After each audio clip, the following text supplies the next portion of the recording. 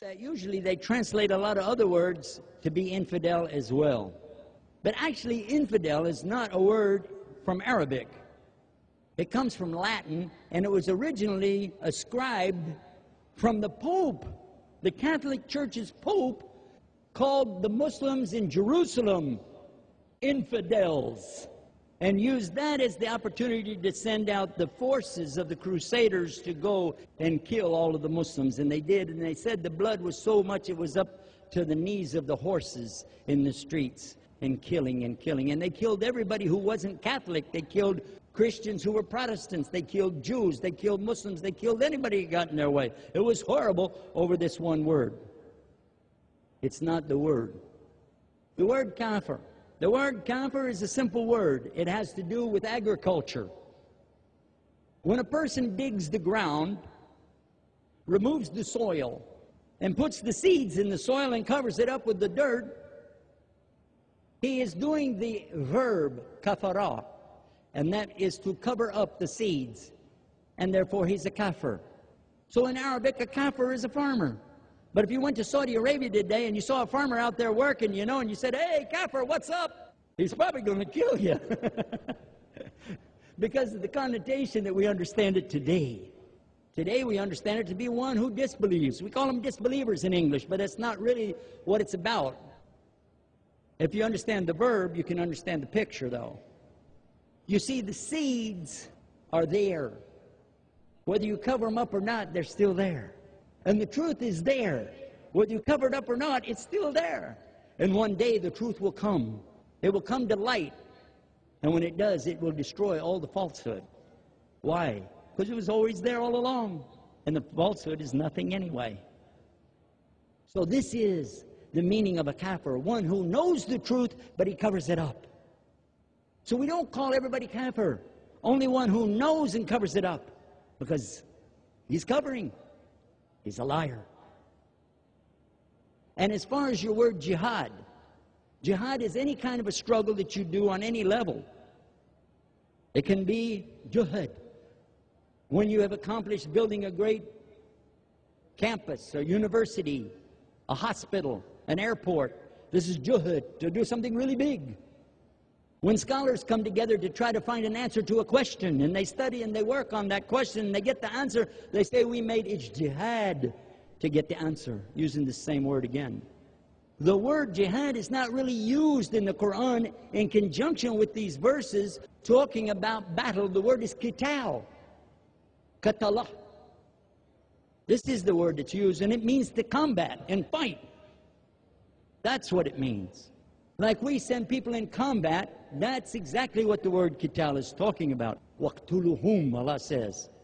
And he's saying to kill in combat those who are killing you in combat, but if they stop, you have to stop. Otherwise, you're the transgressor. And Allah verily does not love the wrongdoers.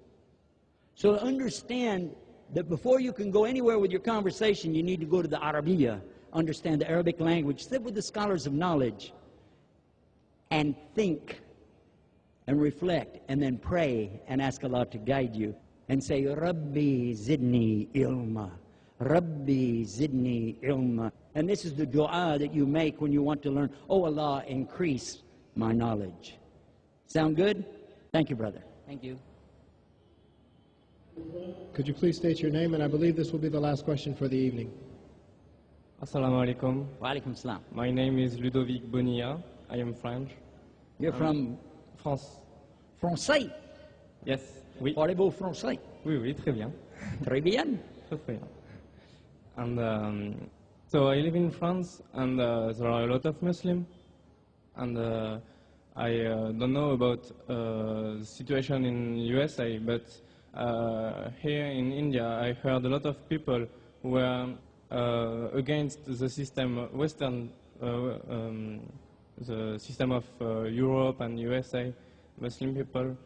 And my question is, the topic of the meeting is, of this hour is, can Islam survive in today's world? But I would like to know if today's world can adapt itself to Islam, because Islam doesn't change, whereas today's world is all the time changing. So I would like to know if Beautiful. Today's world can survive in Islam if Islam is... That's a very beautiful question. Thank you very much. And actually, they should have let you help. They should have let him help put the name of the program together. I like what he said. It's not really about Islam. Can Islam survive? But can the world today survive? And I'm going to tell you that that's a good question, but it's almost rhetorical. We look at the world around us and we see what's happening. We see, for instance, I want to tell you, I was in Denmark and Sweden this year. And when I was over there in Denmark and Sweden, they were telling me how they're such great socialistic states, and they take care of a person from the cradle to the grave, and from the time they wake up till the time they go to bed, they're in the hands of the government. The government is providing for them. And they said, we don't need religion. We were the last to accept Christianity and the first ones to kick it out. This is what they said. I was sad. I'm a Muslim, but I was still sad to hear them say that. Because with no faith at all, what do you have? If you don't have any belief in anything, what do you have? And they said, listen to this. Each of them is competing with the other one. Denmark said, we are #1 in the world for suicide. And Sweden said, no, you're not, we are. We're #1 for suicide. And I thought, they're going to argue about this? This is crazy. And this is where our world is today. Because without faith in anything, you have faith in nothing. And this is a horrible condition for a human being to be in. It's very important for all the people of the world today to realize it's not just about Islam. It's about faith. And whether they choose to believe as a Hindu or choose to believe as a Christian or a Jew or a Buddhist or a Muslim, at least they have faith in something. And it's a start. And I can't promise you that all the Muslims will go to paradise. I can't even promise I'm going to go. All we know is this. Whoever recognizes the truth and acts on it to the best of their ability has the best opportunity to be forgiven and get a good place in the next life. But for sure, your question is something that needs a seminar, not just a 5-minute answer. But we sure do thank you for that, and I'm going to be working on it and get back to you. Thank you. Wassalamu alaikum rahmatullahi wa barakatuh. We thank Yusuf Estes and all the speakers for the day. Assalamu alaikum wa rahmatullahi wa barakatuh.